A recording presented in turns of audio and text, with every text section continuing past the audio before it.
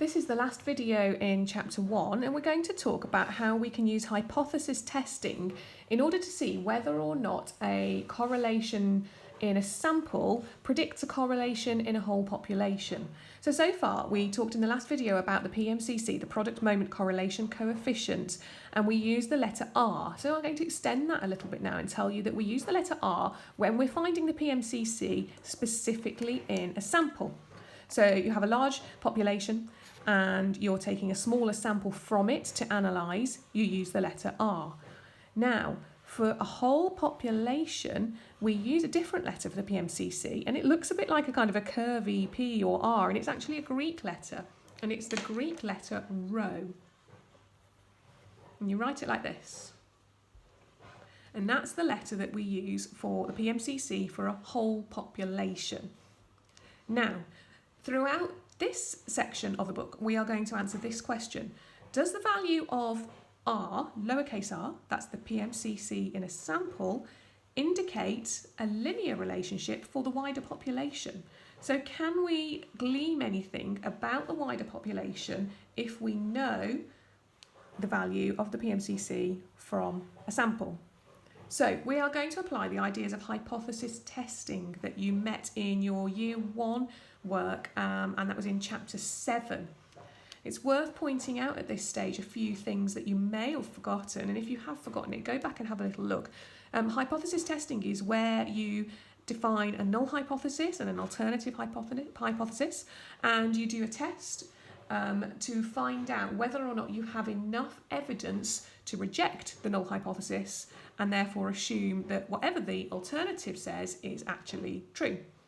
So in this case, what we're going to do is we're going to do tests on R, the value that we find for the PMCC of the sample, and we're going to use that to see if we can glean anything about the value of rho, the population PMCC.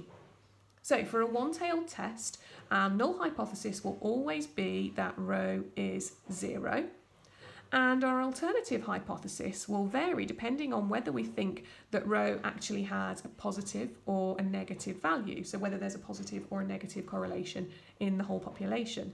So if we're interested in finding out whether or not there's a positive correlation, then our alternative hypothesis would be rho is greater than 0, and conversely, if we think there's a negative correlation, then we're testing whether or not rho is less than 0. So a one-tailed test would mean either this one or this one.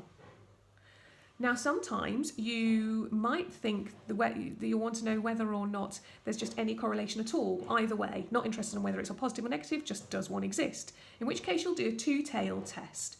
And you'll remember from last year that a two-tailed test is where you take your significance level and you split it in half and you test at the top and bottom end. So here we're saying for the null hypothesis, rho is 0, but for the alternative hypothesis, rho is not equal to 0. And those aren't any different particularly to what you're used to from last year.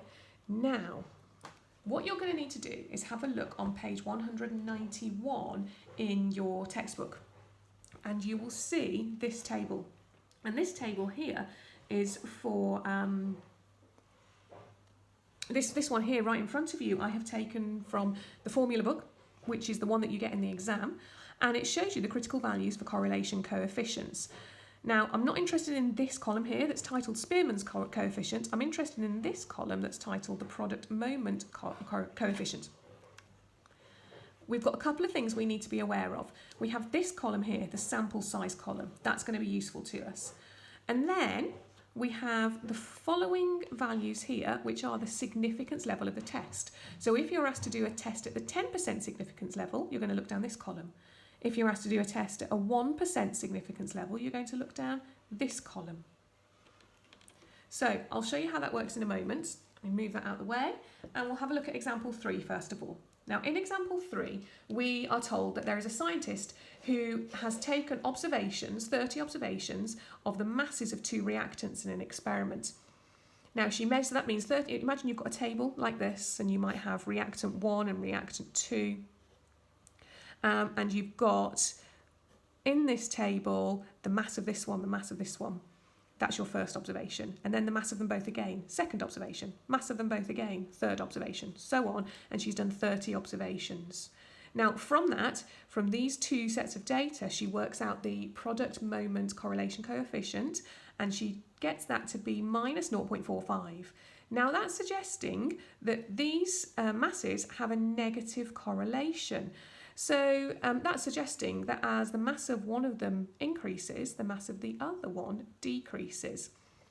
But what we have to remember about a sample is that a sample isn't always going to be representative of the entire population. You might happen to have taken the only sample that shows this and all the others showed no correlation. So you have to be careful with a sample. So what we're going to do is, rather than test everything, we are now going to we're going to work out whether or not this is true. The scientist believes that there is no correlation between these masses of these two reactants after all. So she thinks that rho is 0. And she wants to do a test at the 10% level of significance. So this is what we've got. Our null hypothesis, remember from up here, is always that rho is 0. But because she thinks there's no correlation at all, our alternative hypothesis is this. Rho is not 0. And what we want to see is there enough evidence to suggest that actually, no, there is some kind of correlation, be it positive or negative. So we're going to do a two-tailed test because of this alternative hypothesis. Now, because it's a 10% level of significance, we're going to split it into 5% at the upper end and 5% at the lower end. So what we do is we refer to this table.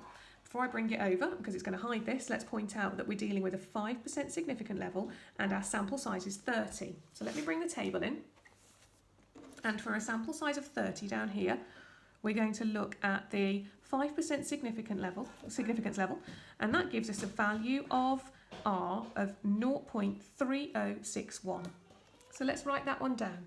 R is plus or minus 0.3061. So what that means is a negative correlation would be anything less than minus 0.3061, and a positive would be anything greater than positive 0.3061. So our critical region is this. R is less than minus 0.3061, or R is greater than 0.3061. So now let's test our observation. So since we had a value of minus 0.45, since minus 0.45 is less than minus 0.3061, then we can say that this value of R is in, let's get rid of not in, the critical region. So that means there is enough evidence to reject our null hypothesis. So what was the alternative hypothesis? Rho is not 0. So that's suggesting that actually there is some kind of correlation. So we can now assume that there is a correlation between the masses of the reactants. So what the scientists believed, we seem to have enough evidence to suggest that that's not quite true. And there is some kind of correlation between the masses of the reactants. Now, it's worth pointing out with hypothesis testing, just like you learnt last year, we haven't proved that there is a correlation. What we've done is we've gathered some evidence and we've said this evidence is good enough to suggest that there is some kind of correlation.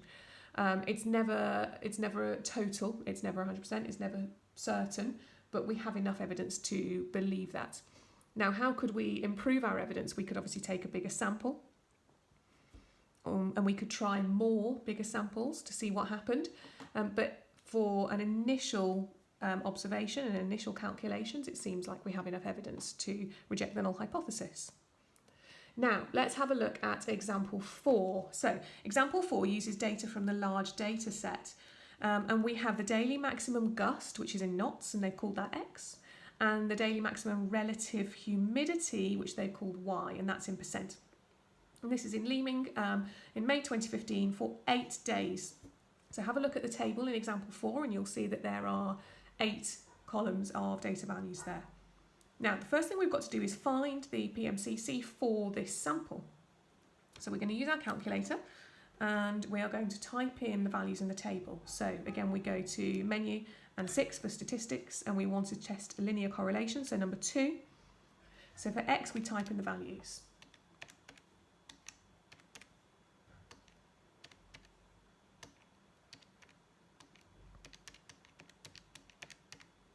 and now y.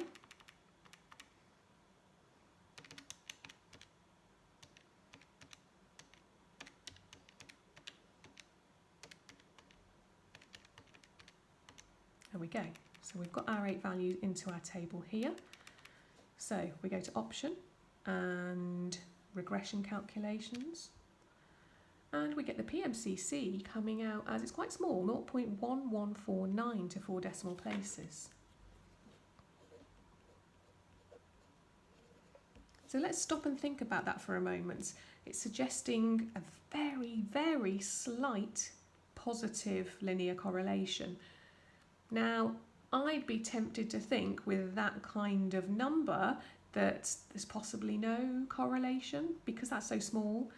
It's also a very small sample, however, so it might be that where we would take a bigger sample, that this would come out more positive and it might be a bit more conclusive. But for now, this is what we've got. So the question is this in part B: is there actually a positive correlation between X and Y in the whole population? The whole population is all the daily maximum gusts and relative humidities in Leeming. So is there actually a positive correlation between those? This is suggesting possibly, maybe. It's not, doesn't seem very conclusive. Let's see if we've got enough evidence. So we're going to test at the 10% level of significance. Now, because we think it's positive, here we go. Because we think it's positive, we're going to say rho is 0, but then rho is greater than 0 here. And we're going to do a one-tailed test because we're not interested in the negative end, because we only want to see if the correlation is positive. So a 10% significance level and a sample size of 8. Let's find what the critical value would be for that. So if I bring this table over again, got a small sample size this time. 10% significance level gives us a critical value of 0.5067. Let's make a note of that.